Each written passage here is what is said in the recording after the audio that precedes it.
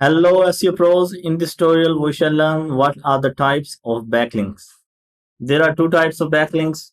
The first one is called Dofollow and the second one is called Nofollow. The difference between Dofollow and Nofollow.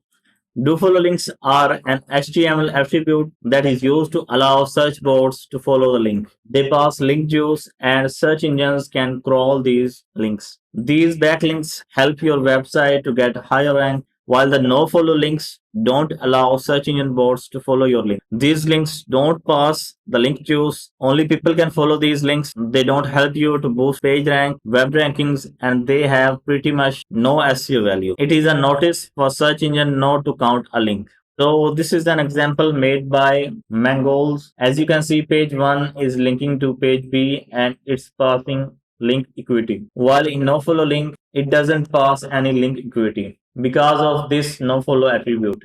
So this is example of do follow and nofollow in HTML. The first one is do follow in HTML and the second one is nofollow.